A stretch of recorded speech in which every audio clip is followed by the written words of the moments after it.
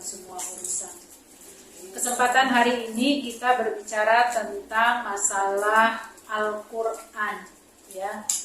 Apa yang berkaitan dengan Al-Quran dan bagaimana porsi kita menjadikan Al-Quran sebagai way of life diri kita, pegangan hidup kita, sumber kehidupan kita. Sebagaimana sebagian besar manusia akan menjadikan harta adalah bagian dari kehidupannya yang gak pernah bisa terlepaskan. Maka bagi kita sebagai seorang muslim, kita akan mencoba untuk menghadirkan bagaimana sih pentingnya Al-Quran itu dalam kehidupan kita. Karena orang yang tidak berpegang pada Al-Quran sama artinya dia berjalan tanpa ada tujuan. Sama seperti orang buta tanpa ada kendali dalam penunjuk arahnya. Karena itulah kita akan lihat bagaimana Rasulullah SAW menyebutkan, Inna hadzal Qur'an ma'dubatullah fakhudhu minhu mastata'tum fa inni la a'lamu syai'an azghara min khairin min baitin laysa fihi min kitabillahi syai'un wa innal qalba alladhi laysa fihi min kitabillahi syai'un kharrabun ka kharabil baitil ladzi la sakina lahu. Sesungguhnya Al-Quran adalah jamuan Allah, ya, ma'dubatullah. Jadi jamuan Allah yang diberikan kepada hamba-hambanya agar hamba-hambanya ngeh kalau jamuan kayak seperti kita ini, ya, masuk di musola ini dapat jamuan, baik minumannya maupun rotinya, ya. Yang kadang-kadang kita akan merasakan bahwa jamuan itu merupakan bagian terpenting untuk bisa kita melengkapi kehidupan. Karena itu kita dapati, ya, maka ambillah darinya semampu kalian. Sungguh aku tidak mengetahui sesuatu yang lebih kosong dari kebaikan selain rumah yang di dalamnya tidak ada bacaan Al-Quran. Sungguh hati yang di dalamnya tidak ada bacaan Al-Quran adalah hancur seperti hancurnya rumah yang tidak berpenghuni. Berarti apa artinya? Al-Quran ini menjadi bagian penyangga kehidupan seorang muslim. Perhatikan, dia menjadi penyangga. Kalau ibarat seseorang dia harus berjalan, maka kakinya yang menjadi penopang. Ketika kakinya tidak dia bisa gerakan, maka kedua tangannya biasanya akan difungsikan, ya, sebagaimana para difabel. Tapi artinya seseorang ketika dia menopang dirinya, disitulah perumpamaan Al-Quran bagi setiap kehidupan muslim. Berarti terbayang para muslimah ketika seorang muslim punya kehidupan yang baik dari sisi kedudukan, baik dari sisi harta, baik dari sisi elok rupanya, tetapi dia tidak dekat dengan Al-Quran, maka sungguh kehidupan dunianya ini diibaratkan seperti kaca yang hitam. Dia tidak akan bisa menembus kehidupan akhirat ketika Al-Quran itu tidak dia bawa dalam kehidupannya. Ya, baik.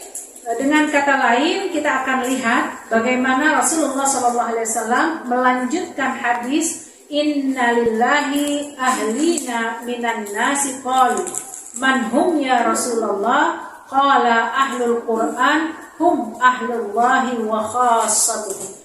Sesungguhnya Allah mempunyai keluarga di antara manusia, ya. Jadi kayaknya kita ngaku-ngaku keluarga dari para tokoh-tokoh masyarakat kita aja kayaknya udah kagum banget gitu ya. Biasanya kalau ada saudara kita yang menjadi tokoh entah menteri gitu ya, walaupun kayaknya jauh gitu ya, tapi kadang-kadang suka tersemburat tercetus, itu saudara gue gitu. Walaupun kayaknya jauh banget gitu ya, tapi kayaknya bangga banget dah udah punya saudara yang punya kedudukan gitu ya. Nah, ini yang digambarkan keluarganya bukan keluarga basis manusia, tapi masuk kategori keluarganya Allah. Ya, siapakah mereka? Ya Rasulullah. Maka Rasulullah SAW menjawab, Ahlul Quran. Mereka itu adalah Ahlul Quran. Ahlu itu adalah orang-orang yang mencoba mengatur dirinya untuk bisa beradaptasi terus menerus. Makanya disebut ahli jadinya. Ya, orang yang, kalau kita menyebutnya apa? Kalau ahli itu profesional. Profesional di bidangnya. Gitu ya, kira-kira. Ahlullah, Ahlul Quran. Jadi para ahli Quran, mereka keluarga Allah dan hamba pilihan Allah. Sekarang masalahnya, di antara 86% umat Islam yang ada di Indonesia, itu hasil survei menyebutkan kurang lebih 61% umat Islam tidak bisa baca tulis Quran. Kebayang ya? Dan mudah-mudahan ini tidak masuk dalam para muslimah yang ada di dalam ruangan ini. Karena apa? Dimulai sudah dengan Al-Quran, berarti punya keinginan untuk berinteraksi dengan Al-Quran itu harus menjadi motivasi yang sangat kuat. Nanti tinggal dipoles. Kita udah bisa baca, tapi bacanya jangan pas hari Jumat doang, ketika ngumpul, gitu ya. Bagaimana kita memotivasi Al-Quran ini bukan cuma kita baca di waktu-waktu dan momen tertentu, tetapi menjadi habit, menjadi kebiasaan dalam kehidupan kita. Artinya ada satu hari aja yang gak kita baca Quran, itu ada sesuatu yang hilang. Sebagaimana kalau kita gak buka HP sehari, kayaknya kita mah bukan gak sehari kali ya, tiap menit ada pling buka gitu. Nah, ini bagaimana kita memfokuskan nanti agar kehidupan kita menjadi berkah dengan Al-Quran, maka lisan kita, pikiran kita, hati kita harus kita dekatkan dengan Al-Quran. Salah satunya adalah khairukum man ta'allamal Quran wa 'allama. Sebaik-baik kalian adalah yang belajar Al-Quran. Jadi Al-Quran ini menjadi simbol buat kita sebagai seorang muslim, menjadi petunjuk bagi kita sebagai seorang muslimah. Dengan kata lain, setiap aktivitas kita harus berbasis dengan Al-Quran. Karena harus berbasis dengan Al-Quran, maka harus kita tahu tentang isi Al-Quran. Belumlah tahu tentang isi Al-Quran, maka kita punya kewajiban untuk bisa membaca Al-Quran. Jadi baca Al-Quran itu bukan milik orang Arab, tapi menjadi milik kaum muslimin. Ya, saya mungkin cerita sedikit. Begitu waktu saya di Mesir, kuliah di Mesir, itu nggak semua orang Mesir bahasa Qurannya bagus. Walaupun saat mengucapkan bahasa Arabnya bagus. Tapi ketika mereka baca Al-Quran, masih ada di antara orang-orang Mesir itu yang kategorinya perlu perbaikan-perbaikan. Kenapa? Karena biasa mereka mengucapkan bahasa ammi, bahasa pasaran di masyarakat, kayak orang Betawi ngomong gue elu gitu ya, tidak terbiasa mau kemana kamu misalnya gitu ya. Nah, hal itu terbawa ketika mereka membaca Al-Quran, gitu. Jadi kalau membaca Al-Quran qala, itu mereka biasanya membaca ola. Qaf biasa kalau mengucapkan bahasa sehari-hari, qaf kebiasaan mereka itu dibaca a. Jadi saat membaca Al-Quran itu mereka biasa menggunakan bahasa pasaran, yang artinya pasti salah, ya. Karena bahasa Al-Quran adalah bahasa yang baku, bahasa yang tidak boleh ditolerir kecuali pada posisi jenis qiraat. Jadi saya nggak bicara tentang masalah qiraat. Yang penting bagi kita adalah bagaimana kita konsisten membaca. Kemudian konsisten membaca ini harus berlanjut pada apa? Nilai-nilai perbaikannya. Kenapa? Karena membaca Al-Quran dengan tahsin yang benar itu menjadi hukum wajib bagi seorang muslim. sama kewajibannya dengan sholat wajib. Perhatikan. Mengajarkannya itu menjadi sunnah. Makanya disebutkan khairukum man ta'allamal Qur'an. Berarti kewajiban bagi setiap muslim, bagi setiap muslimah untuk belajar Al-Qur'an. Ini hukumnya fardhu ain. Ya. Jarang di antara kaum muslimin memahami bahwa membaca Al-Qur'an itu dengan tahsin yang baik itu merupakan berhukum fardhu ain, jarang dipahami. Sehingga banyak juga akhirnya didapati kaum muslimin yang belum bisa membaca Al-Qur'an. Padahal ini merupakan satu hal yang harus direspon cepat untuk kita sebagai seorang muslim. Maka bagi kita yang sudah dididik, diajarkan baik oleh orang tua kita, baik oleh guru kita, maupun standarnya orang-orang terdekat kita untuk bisa mendekatkan diri kepada Al-Qur'an, maka kita mencoba untuk menghadirkan apa? Menghadirkan pembacaan Al-Qur'an kita ini yang terbaik. Ya, maka wajar kalau mereka yang terbaik membaca Al-Qur'an itu bukan qori-qori'ah ya. Jangan salah kaprah, bukan qori-qori'ah. Karena setiap pemilik yang membaca Al-Qur'an, dia hadirkan keikhlasan, dia punya keinginan untuk mampu berdialog dengan Allah secara baik, maka dialah yang disebut dengan ahlul muh. Karena banyak orang bisa membaca Al-Qur'an dengan baik, tapi punya tujuan untuk menjadi qori nasional. Bukan berarti nggak boleh, ya, tetapi harus menjaga hati, karena ini bukan promosi manusia. Membaca Al-Qur'an itu adalah prestise kita kepada Allah. Prestise kita kepada Allah, harapan kita kepada Allah. Apa kata Rasulullah SAW? Iqra'ul Qur'an fa innahu ya'ti yaumal qiyamah syafi'an li ashabi. Ya, bacalah Al-Qur'an, sesungguhnya bacaan Qur'an itu akan apa? Menjadikan kita ya terbawa kepada syafaat. Ya, jadi bacalah Al-Qur'an, sesungguhnya dia akan datang di hari kiamat membawa syafaat kepada yang membacanya. Nah, karena memang Rasulullah menjanjikan hal ini, maka jangan sampai kita terlepaskan. Kenapa? Setiap huruf yang kita baca itu akan menjadi saksi. Semakin banyak kita membaca Al-Qur'an, berarti semakin banyak huruf yang akan menjadi saksi buat kita di akhirat. Tapi semakin kita menyedikitkan bacaan kita, maka jangan heran, bisa jadi Al-Qur'an tidak mampu memberikan syafaat sebab kurang kuotanya. Kayak kita pegang HP, paket habis, ya, paket datanya habis, maka kita nggak bisa WA, kita nggak bisa buka dan lain sebagainya. Menyebabkan apa? Menyebabkan akhirnya kita beli kuota dulu, baru bisa buka apa yang kita mau di WA kita. Nah, kuota-kuota ini sudah dicanangkan oleh Allah, dipertegas oleh Allah bahwa Al-Qur'an itu bisa memberi syafaat ketika apa? Kuotanya bisa nyampe.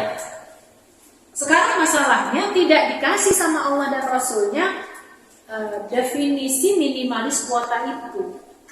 Berapa sih yang mesti kita baca? Ada orang yang khatamnya puluhan kali, apalagi kalau di Ramadan ya. Di Ramadan itu saya punya murid, dia bisa Ummahat ini sudah punya 6 anak, 6 apa 5 ya? 5 kalau nggak salah. Dia bisa 16 kali khatam ketika di Ramadan kemarin. Ya, dengan segala kesibukannya. Artinya apa? Dia tahu bahwa Al-Qur'an di bulan Ramadan bisa memberikan efek positif, sekaligus dia berharap apa yang dia baca ini bisa menambah kemungkinan besar dia mendapatkan syafaat di sisi Allah Subhanahu wa taala. Baik, kita lihat. Orang yang berjuang untuk Al-Qur'an itu nggak akan pernah lelah. Jadi jangan berharap nanti deh nunggu tua gitu ya.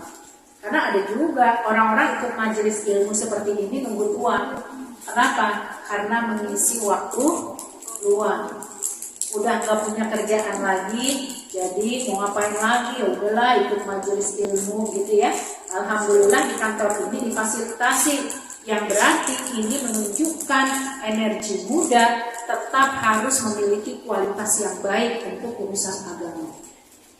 Ya, jadi jangan sampai nanti ketika sudah tua baru mau berinteraksi dengan Al-Quran.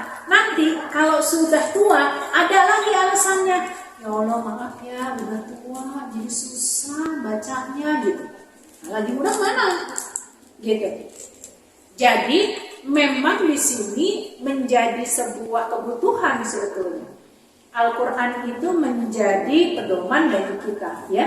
Maka bagi semua orang yang berjuang dengan Al-Quran, di tengah keletihan dia, di tengah terbata-batanya dia, di tengah kesulitan dia, apalagi kalau sampai pada tingkat menghafal sulit, ya, disitulah sebuah perjuangan yang nantinya akan dihitung oleh Allah.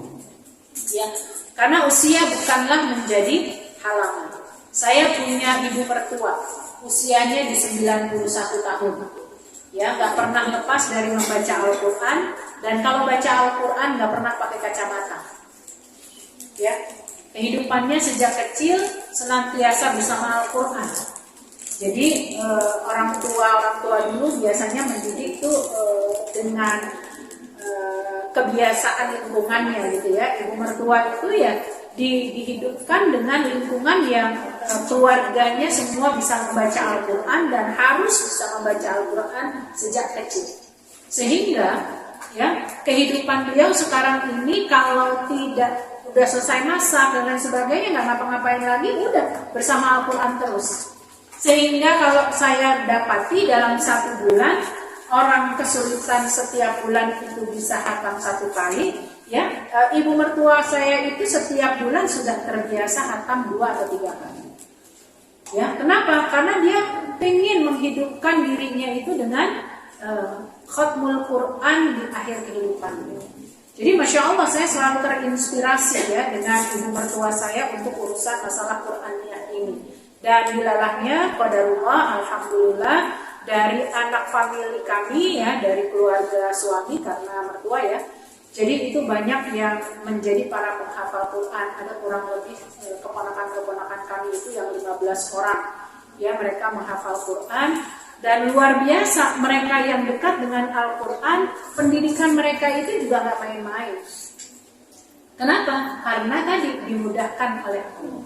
Maka harus kita yakinkan dekat dengan Al-Quran, baik urusan kita dengan Al-Quran, pasti Allah mudahkan juga urusan kita untuk dunia dan akhiratnya. Nah, auzid alaihi warattilil Qur'ana tartila. Di surat Al-Muzammil ayat 4, Allah Subhanahu wa taala menggambarkan tentang kewajiban kita untuk bisa mentahsin diri saat membaca Quran. Jadi ini babnya tahsin.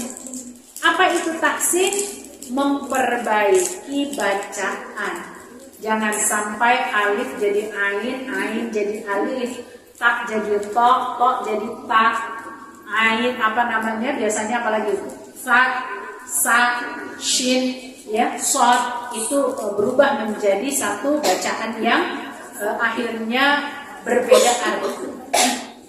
Saat kita membaca surat Al-Fatihah saja, Alhamdulillahi Rabbil Alamin, pakainya alamin atau alamin? Pakai apa? Pakai ain. Tapi tidak sedikit ketika orang membaca Alhamdulillahi Rabbil Alamin. Kenapa?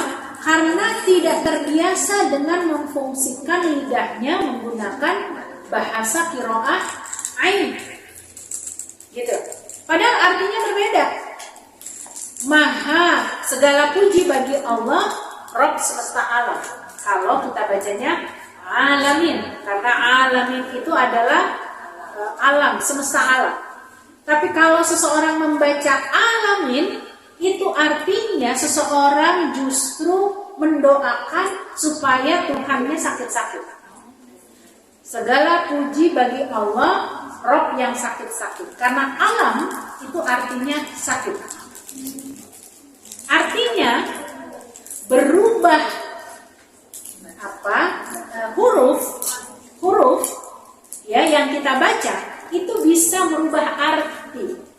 Itulah mengapa seorang muslim, seorang muslimah mesti menghadirkan keinginan memperbaiki bacaannya. Walaupun bisa jadi dia tidak punya kemampuan untuk mengajarkan kepada orang lain. Ya, hukumnya fardu ain untuk diri sendiri, fardu kifayah untuk dia mengajarkan kepada orang lain. Ayatnya atau dalilnya untuk kita memperbagusi bacaan kita adalah dalam surat Al-Muzammil. Warattilil Qur'ana tartil. Dibaca tartil. Ya, dibaca dengan perlahan-lahan, dibaca dengan sungguh-sungguh, dibaca dengan huruf yang benar. Nanti akan ada perbedaan secara hukum. Kalau seseorang membaca beda huruf dengan apa yang dimaksud, maka merubah arti. Ketika merubah arti, otomatis dia akan punya makna yang berbeda. Tapi kalau seseorang membaca yang kaitannya belum bisa dia tunaikan hanya sekedar panjang pendek, ini masih dalam unsur dibolehkan. Walaupun skopnya adalah makruh, tapi masih tetap dibolehkan, artinya nggak berubah arti.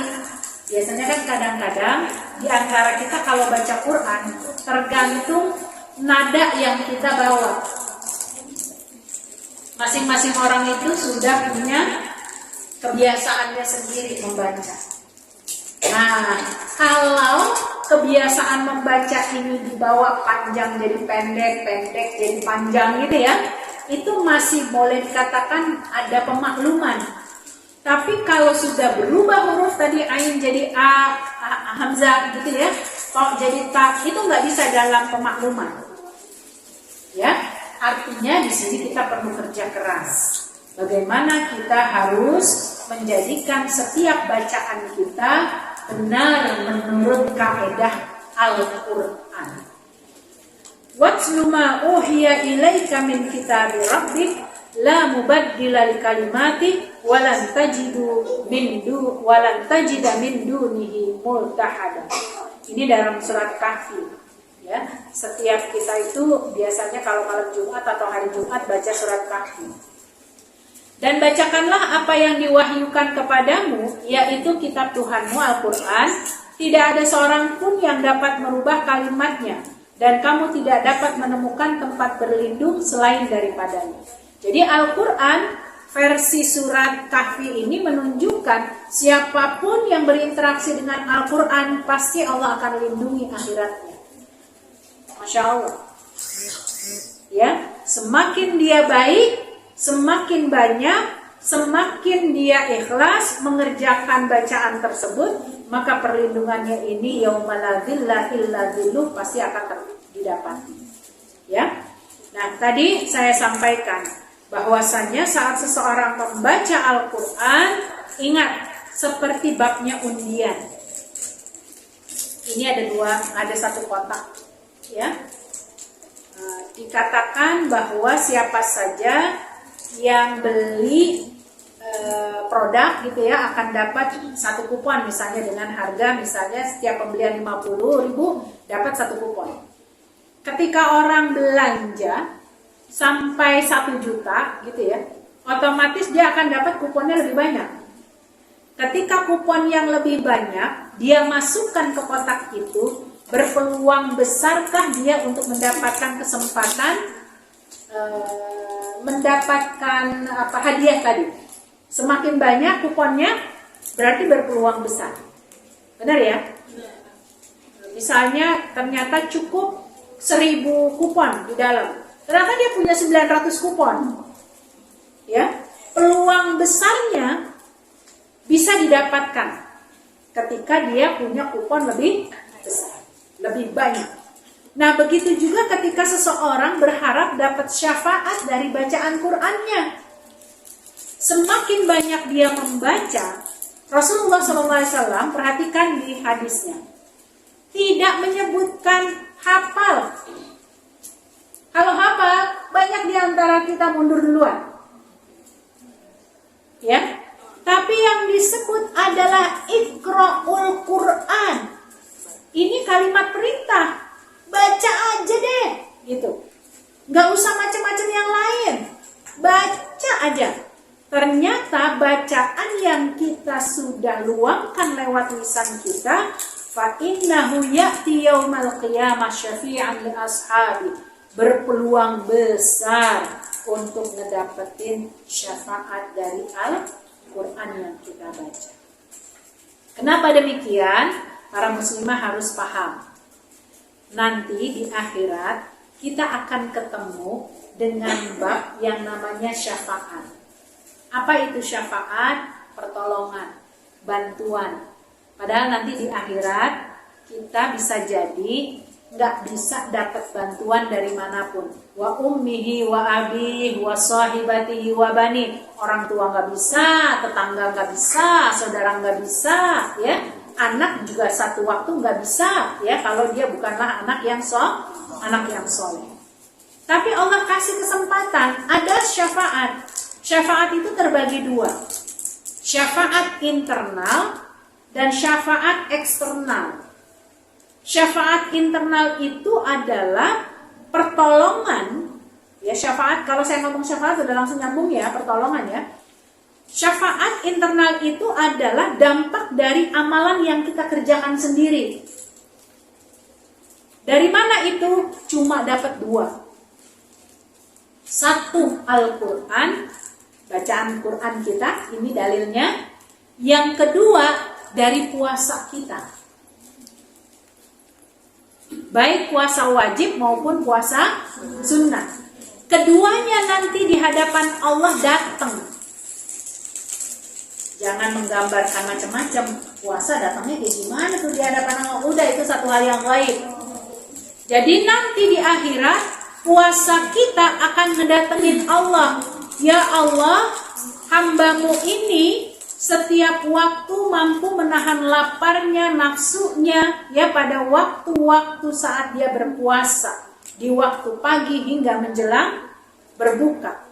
Maka hari ini dia meminta syafaat kepadaku. Jadi puasa ini yang ngomong sama Allah. Dan puasa inilah yang memohon kepada Allah. Ya Allah, dengan demikian bagilah dia, berikanlah syafaat untuk. Maka Allah tinggal apa? Menerima requestnya. Ya, ini puasa. Begitu juga bacaan Quran kita. Ya Allah, sungguh si fulan ini, sungguh si fulanah ini setiap harinya membaca aku. Maksudnya membaca Al-Quran, karena yang datang kepada Allah itu adalah Al-Quran. Maka ya Allah, hari ini dia minta perlindungan kepadaku, minta pertolongan kepadaku. Maka bantulah dia untuk bisa mendapatkan pertolongan. Maka Allah terima requestnya lagi. Gitu. Jadi para muslimah yang dirahmati Allah, ternyata bacaan Al-Quran kita itu bukan buat siapa-siapa. Ini akan kembali kepada kita. Ini akan kembali kepada penyemangat kita nanti di akhirat ketika yauma la zilla illa zillu. Ketika nggak ada lagi bantuan yang bisa menolong kita. Ya, ini syafaat dari kriteria internal. Ada nanti syafaat eksternal yang ini banyak banget diminta oleh umatnya Rasulullah SAW, yaitu syafaat yang datangnya dari baginda Rasulullah SAW. Tapi Bu, ya para muslimah, syafaat dari Rasulullah SAW ini terbatas untuk 70.000 orang saja. Ya, kita masuk apa enggak ya? Kan gitu. Padahal di majelis-majelis taklim itu kan langsung mintanya. Ya, kalau baca Quran kan gitu ya. ala hadhihi niyyah wa likulli niyatin salihah ila hadratin Nabi Mustafa sallallahu alaihi wasallam. Minta perantara, ya Allah, bacaanku ini bisa jadi syafaat kepada Rasulullah, supaya Rasulullah nanti ngasih syafaat kepadaku. Tapi terbayang yang dikasih cuma sedikit. Udah sedikit, sholawat kita dikit. Jadilah tentu orang-orang tertentu saja yang dikasih oleh Rasulullah SAW. Karenanya kita harus punya ikhtiar dari internal kita. Yaitu tadi lewat puasakah, lewat tilawah Al-Qur'ankah. Nah, bab yang kita bahas hari ini adalah mengenai apa? Membaca Al-Qur'an. Jadi ibarat tadi kupon, semakin kita banyak membaca, maka akan semakin berpeluang syafaat itu kita dapati. Gitu. Ya, jadi nggak boleh kita kena lelah ya, karena memang menjadi sahabat Al-Qur'an ya, menjadikan diri kita, kan di sini disebutkan ya, fa innahu ya'ti yaumal qiyamah syafi'an li ashabihi. Ya. Bagi pembacanya. Ashab itu jamak dari sahabah. Sahabah itu bahasa Indonesia jadi kita adalah sahabat. Ya. Sahabat itu adalah orang yang sesama muslim yang dia selalu memberikan kebaikan untuk diri kita.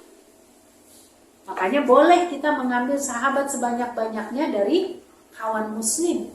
Tapi nggak boleh orang muslim itu mengambil sahabat dari non muslim. Dia cukup jadi teman, tapi bukan menjadi sahabat. Sahabat itu adalah orang yang bisa kita ajak kompromi, bisa kita keluh kesahkan masalah kita, dan dia bisa memberikan sedikit banyaknya solusi tapi dalam kebaikan, bukan menghancurkan. Itu yang disebut dengan sahabat. Jadi jangan salah kaprah. Maka di hadis ini pun dituangkan syafi'an li ashabihi. Orang yang udah dekat dengan Al-Quran ini layak banget gitu untuk ngedapetin syafaat. Karena dia berhak menjadi pemiliknya, menjadi pemilik sahibul qiraah. Dia yang baca. Sekarang bisa kita bayangkan, ada orang yang ngarepin banget, doain ya, minta doain aja. Tapi dianya sendiri nggak ada usaha untuk menjadi lebih baik gitu. Itu tentu berbeda. Ya, orang wafat bacakan suratul Fatihah, nyampe nggak? Nyampe. Tapi berbeda ketika orang yang sebelum wafat itu dia membaca lebih banyak, dia berinteraksi lebih banyak dengan Al-Quran, pasti pahalanya lebih besar daripada orang yang cuma ngirim. Gitu ya. Jadi para muslimah, arti menjadi sahabat Quran itu adalah mencintai dan mengagungkan Al-Quran. Sehingga jangan kecilkan, seberapapun kita punya kemampuan membaca Al-Quran dalam setiap hari, mau bisanya 1 halaman, mau bisanya cuma setengah halaman, tapi kita sudah punya komitmen bahwa dalam 1 hari saya nggak akan ninggalin bacaan Al-Quran. Karena apa? Kita udah mencintai, sudah menjadikan dia kebutuhan buat kita.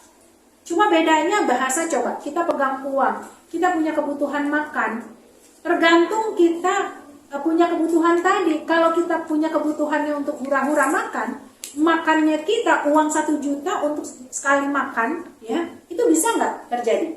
Bisa. Tapi kalau kita cuma sekedar apa? Buat menegakkan tulang punggung misalnya ya, belilah cuma nasi padang 25.000 atau 20.000, cukup. Begitu ya. Maka kita pun demikian. Ketika kita menginginkan bersama Al-Quran gitu ya, maka cintai dan agungkan nilai Al-Quran itu. Sangat ingin untuk selalu berinteraksi dengan membaca berulang-ulang dan hafal. Ya, nggak apa-apa kalau hafal ini step by step ya. Tapi saya banyak selalu menganjurkan kepada ibu-ibu majelis taklim, kepada rekan-rekan mahasiswi, karena saya juga dosen. Itu selalu saya ingatkan agar mereka nggak lepas ya dengan Al-Quran dalam kondisi apapun. hatta mereka dalam kondisi sakit. Ya, perdengarkan. Enggak dia bisa baca, ya dia perdengarkan. Kenapa? Karena disinilah letak ya seseorang itu menunjukkan dia cinta kepada zat yang menciptakannya. Karena Al-Quran itu adalah kalamullah. Berupaya memahami maknanya step by step setelah kita bisa membaca. Menikmati membacanya sebagai zikir terbaik. Ibu-ibu, para muslimah udah ada hafal beberapa surat misalnya. Jadikan itu zikir terbaik kalau kita belum punya kesempatan membaca. Misalnya karena di kantor gitu ya, lagi berdiri, lagi melayani misalnya. Tapi kita punya hafalan, kulhu aja mah bisa, gitu ya. Triple kul tuh udah bisa gitu, ditambah kul yang satu, kul ya ayyuhal kafirun mah bisa gitu ya. Nambah yang lain boleh gitu. Ya inna atau inna ya. Benar Ibu. Saya cerita aja nih. Saya punya bacaan gacoan gitu ya. Apa tuh? Alam Nasyrah. Ya. Asyarah ya. Jadi surat Asy-Syarah ini selalu menjadi inspirasi buat saya bahwa apa? Semua kita pasti dapat pertolongan dari Allah kalau kita yakin. Gitu. Jadi boleh kita punya andalan dari bacaan itu boleh. Ketika orang lain tanya, kok lo bacanya kulhum lulu sih? Wah, gue punya cita-cita dengan kulhu gitu ya. Boleh. Tapi bisa jadi emang itu doang hafalannya gitu. Nggak jadi masalah. Karena ada salah seorang sahabat diadukan kepada Rasulullah. Ya Rasulullah, setiap kali kita membaca sholat, orang ini, si imam ini selalu menyandingkan bacaan yang lainnya itu dengan kulhu. Bagaimana pendapatmu ya Rasulullah? Apakah memang dia itu nggak hafal bla bla bla? Tanya para sahabat. Kemudian sahabat yang mengadukan ini diminta oleh Rasulullah untuk memanggil imam yang dia ceritakan. Begitu dia sampai di hadapan Rasulullah, kemudian Rasulullah tanya, apa yang dia katakan? Benar ya Rasulullah, aku selalu menyertai surat Al-Ikhlas dalam setiap bacaan sholat. Kenapa? Apakah engkau nggak ada hafalan yang lain? Bla bla bla bla. Lalu dia mengatakan, sungguh kecintaanku pada surat Al-Ikhlas mengingatkan diriku untuk tidak menyekutukan Allah. Dan cintaku kepada surat Al-Ikhlas membuatku semakin mencoba meningkatkan imanku di hadapan. Maka apa jawab Rasulullah? Surat yang kamu baca sesuai dengan apa yang kamu niatkan. Jadi boleh gitu ya. Tapi mungkin kalau kita perlu pembelajaran, bukan kalau sahabat ini bukan karena nggak hafal. Kalau kita bisa jadi karena banyak yang nggak hafal. Makanya mentok-mentok kulhu lagi. Nggak apa-apa. Intinya kita mencoba menikmati menjadi bagian zikir dalam kehidupan kita. Kemudian menjadikan nilai-nilainya tercermin dalam kepribadian. Ya, mendakwahkan dan membelanya, berharap semua upaya menjadi sebab bagi turunnya rahmat Allah. Ya, wasiat Nabi kepada Abu Zar, ya laka alaika bitilawatil Quran wa dzikrillah fa innahu nurun fil ardi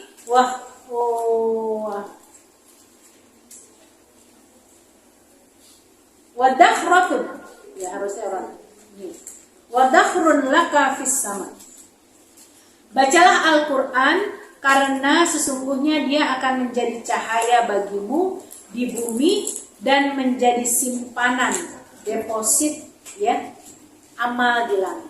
Nah, jadi diingatkan nih Rasulullah SAW mengingatkan kepada Abu Zar karena setiap bacaan yang kita baca, kalau tadi dalam hadis sahihnya dia akan jadi syafaat, dia akan jadi penolong. Begitu juga ketika Rasulullah menyampaikan kepada Abu Zar, ya bacalah Al-Quran karena sesungguhnya dia akan menjadi nur, ya menjadi cahaya bagi orang yang membacanya di bumi, ya dan dia akan menjadi simpanan, lagi-lagi menolong, gitu ya, ketika di akhirat. Seperti itu gambaran terkait dengan Al-Quran. Mau tanya jawab saja dulu atau mau dilanjut? Lanjut, baik. Kayaknya pada nggak siap banget nanya jawab. Baik, kita lihat keistimewaan Al-Quran. Yang pertama dari sisi waktu. Kadang gede, kadang kecil. Bikin kaget lah. Dari sisi waktu, ya, Allah telah menetapkan waktu-waktu ketika kita mendapatkan wahyu Allah melalui perantara Rasulullah.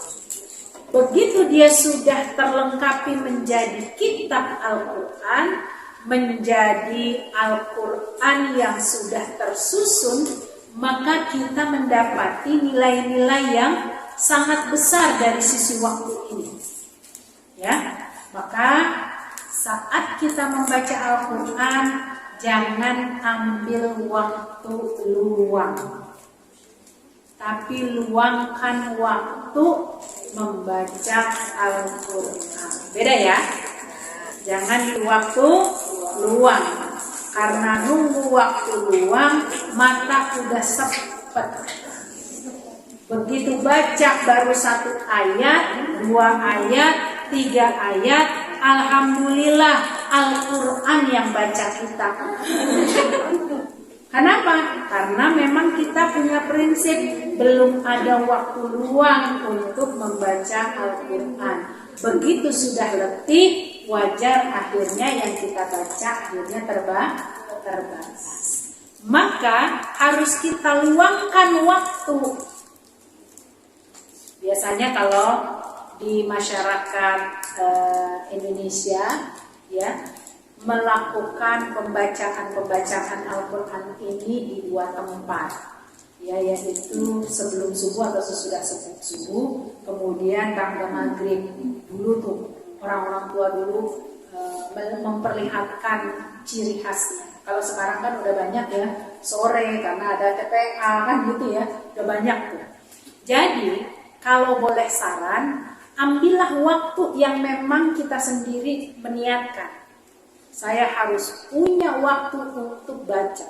Walaupun ketika membaca itu akhirnya cuma bisa setengah halaman.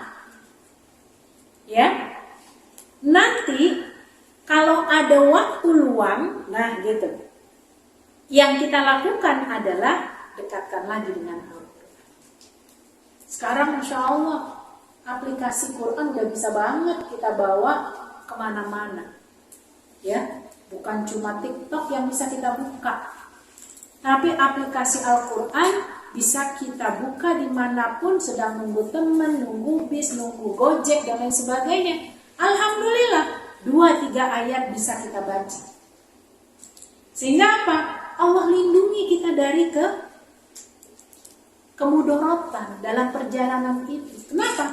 Karena dia selalu mengingat Allah, maka dimanapun kita berada, Allah kasih keberkahan.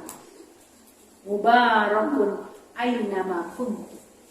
Pasti Allah kasih keberkahan dimanapun kalian berada ketika apa? Kalian ingat Allah. Gitu. Yang kedua dari sisi pilihan Rasul. Ini dari sisi waktu panjang nih ceritanya, ya. Karena berkisah bagaimana Rasulullah menerima wahyu dan lain sebagainya di waktu-waktu ketika Rasulullah tidur, ketika Rasulullah di gua dan lain sebagainya.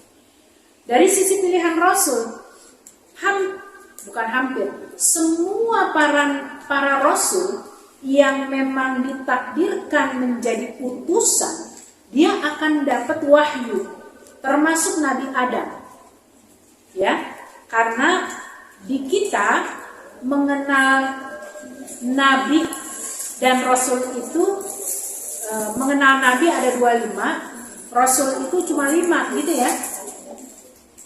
Padahal kalau kita baca dalam hadisnya, Nabi itu ada 240.000 Nabi dengan kategori 315 Rasul. Cuma yang kita kenal Rasul itu 5 yang memiliki ulil azmi. Nah, dari pilihan Rasul 315 menukik ke 5 sampai akhirnya Allah kasih kepada Rasulullah Sallallahu Alaihi Wasallam yang menyempurnakan kitab-kitab terdahulu. Al-yawma akmaltu lakum dinakum wa atmamtu alaikum ni'mati wa raditu lakumul Islam. Hari ini aku sempurnakan ya Islam sebagai agamamu, ya. Berarti dengan kata lain bahwa ketika Islam sebagai agamamu, kamu harus menjadikan Al-Quran sebagai pilihan hidup. Jadi ini dari sisi Nabi saja adalah Nabi pilihan.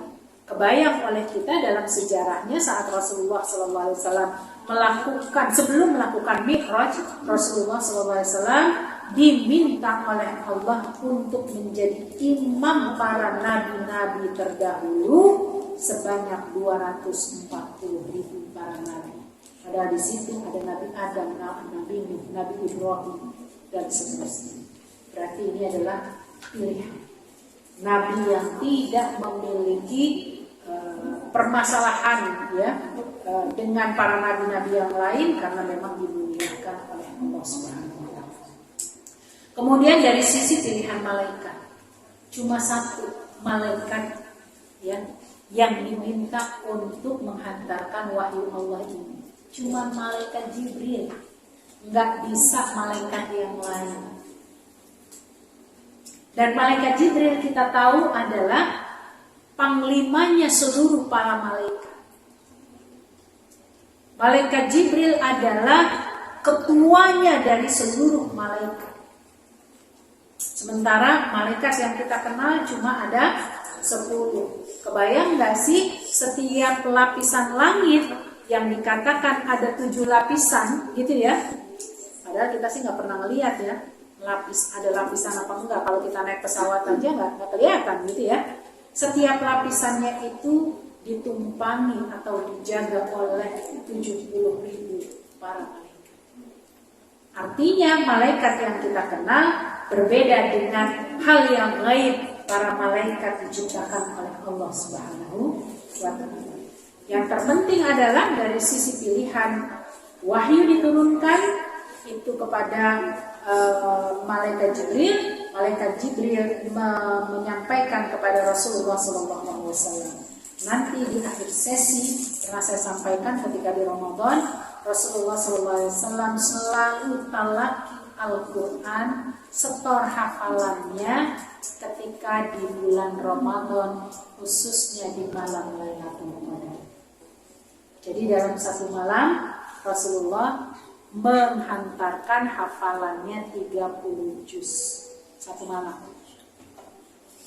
Terakhir di usia menjelang kematiannya 2 kali khatam dalam satu malam karena ingin memberikan yang terbaik.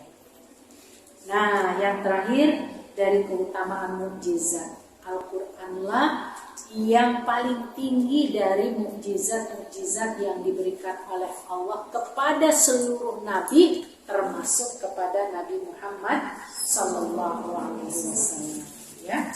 Nah, ini pahala membaca Al-Qur'an tinggal dibaca saja karena waktu kita sangat terbatas ya. Ini pahalanya nggak ada kan diantara kita yang baca A'udzubillahi minasyaitonirrajim. Bismillahirrahmanirrahim. Nun, sadaqallahul azim. Enggak ada. Atau alif lam mim, sadaqallahu, enggak ada. Coba kita bisa bayangkan satu huruf saja berpahalakan 10 kebaikan. Akhwati fillah, para muslimah membaca suratul Fatihah saja, dia terdapat 125 huruf. Kita baca minimal 17 kali dalam satu hari ya, 2 subuh, 4 zuhur gitu ya, 4 asar, 3 maghrib, 4 isya. Itu belum kalau kita tambah sholat-sholat sunnah. Berarti banyak banget yang sudah kita baca. Ditambahlah dengan tilawah kita. Mudah-mudahan bacaan huruf ini akan menjadi tambahan pahala di sisi Allah Subhanahu wa taala. Al-Qur'an terdiri dari 114 surat, 30 juz dan 6.236 ayat menurut riwayat. Ada juga yang menyebutkan 6.262 ayat menurut riwayat yang lain. Ya, ini semua disebutkan oleh Imam Syafi'i, mencatat ada 1.027.000 ya huruf dalam Al-Quran. Ya, wallahu a'lam bishawab. Mudah-mudahan ini menginspirasi kita agar tidak meninggalkan bacaan Al-Quran kita dalam kondisi apapun. Bagi kita yang belum mampu membaca dengan baik, maka niatkan untuk selalu bersama memperbaiki Al-Quran, karena insya Allah tetap mendapatkan kebaikannya sebagaimana hadis ini. Ini materinya sudah ada ya, nanti tinggal dibaca-baca. Mudah-mudahan bukan cuma disimpan, tapi menjadi inspiring ya, menjadi inspirasi buat kita untuk selalu memperbaiki bacaan. Assalamualaikum warahmatullahi wabarakatuh.